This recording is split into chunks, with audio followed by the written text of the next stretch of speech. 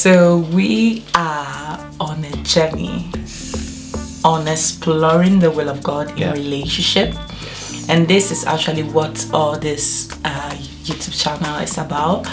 So I think at this junction of the journey, this is very poetic, at this junction of the journey, we are going to talk about the will of God in everything. Remember, the focus is relationship. We are trying to explore whether there is a will of God. And I think if you have watched our previous two videos, cliche and biases, cultural traditions or ideologies, you have a bit of a clue of what is our opinion. That is, there is a will of God. So now we are trying to dig in the different facets, the different layers of this will of God. I don't know if it's a word, guys. If you're on this channel, you always hear me creating words. So the will of God in everything. Yes, love, what's your take? Well, what's this about? The will of God in everything. Now, it could be a very long story where we can start saying, once upon a time, in the beginning, there was a man, or there was a God who created heaven and earth, and then he got to a point and he created a human being as himself. And as he created human being as himself, he gave them some tasks things to do. And then fast forward, and we came out. Okay, so the idea behind all what I was saying is that if we believe in creation, and there is a God who created, imagine if you are, let's say, a businessman and you have your business and then you employ people.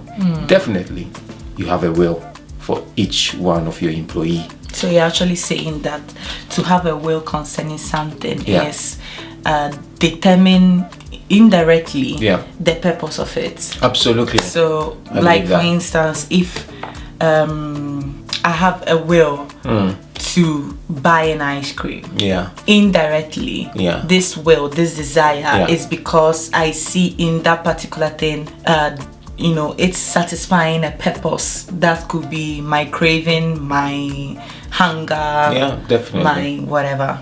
Interesting point. But I think that the core point here is that although you have somebody who creates a business and then he employs people, the people that he employs, the people have their will either to come to work or not to come. Even when they come, they can decide to work properly or not work properly. So behind everything of life, there is a purpose, there is a will, but it depends on the people involved. If to really comply, let's say 1% of it, comply 5%, comply 10%, 50, 70, or 100%. So that is the scenario that I'm trying to bring across, that definitely there is a will of God. Then you find people who actually comply, let's say 5% in the will of God in the academics, and then they comply with the will of God 100% in probably their spiritual life, and then they comply like even just 1% in the family issues. So there is always the will of God in every issue of our life, in everything of our life. Simple, even the fact that you need to take a bath, there is the will of God over there. And love, sorry, did I catch you? I'm just thinking, when I think about the will of God in everything, just as you were saying, we at times we put God in categories. Exactly. So the example you just brought, 100% spiritual, so praying and reading my Bible. But then in academics, you have a 5% because actually you don't see God in there. That's why only 5% of His will is being achieved in that area. And this is my thoughts, honestly, because we are treating the will of God in everything not as a broad thing, but just to draw to a point. And the idea that I'm trying to convey right now to you or to us all, and even as I meditate upon it right now, is that God has a desire for you and I.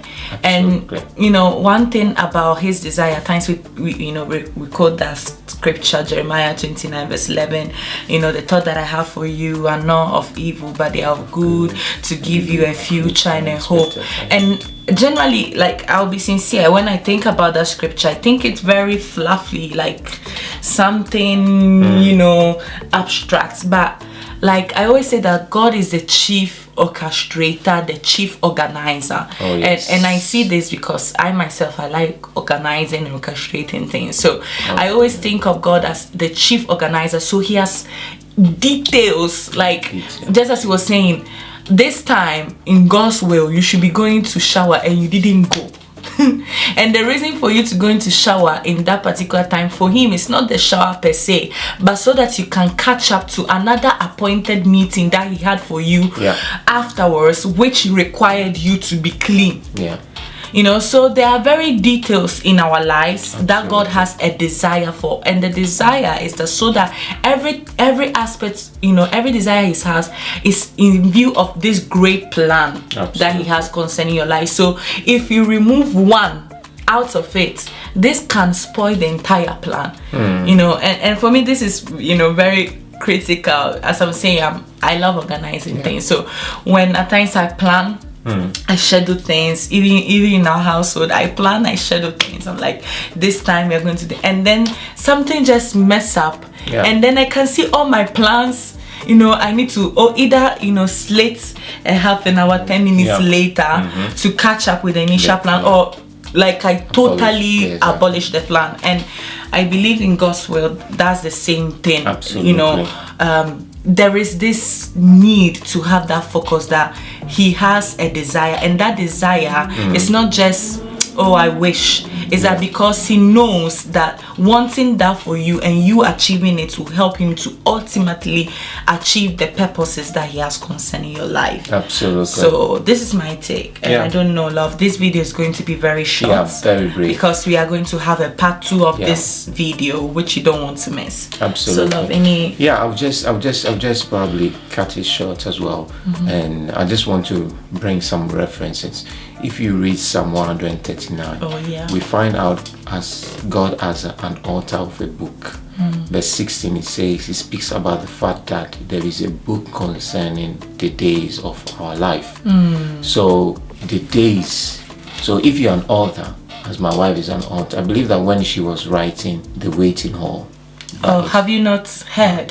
Have you not heard about The Waiting Hall? Hannah Edu, then go on Amazon. Exactly. I believe that as from an author point of view, when you are trying to divide your book into pages, chapters, section, you have really an intention for the reader to flip from page 1 to 2 and not from page 1 to 7. So it means that if I have to flip from page 1 to 2, it means that page 1 is necessarily connected to 2. So I need actually even just to flip the pages, because if I don't flip the pages, I'm not getting to the new one.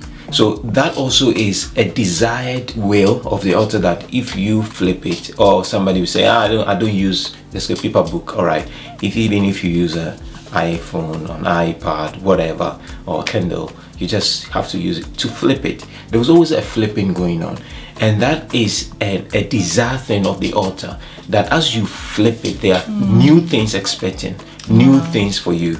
And in the wisdom of God, our lives is designed into seconds, minutes, hours, days, weeks, months, and years. So all those like pages. So every time it's very important for us to be conscious of this, that there is a will of God in everything, and it's up to you and me to align with it or create our own.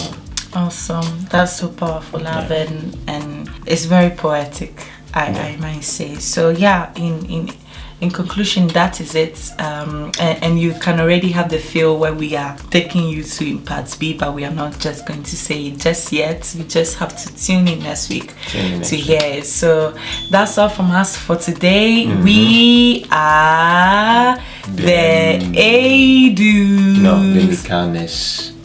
We are the Micanas. Oh, guys, we are the Micanas. We are the Micanas. We are the Micanas.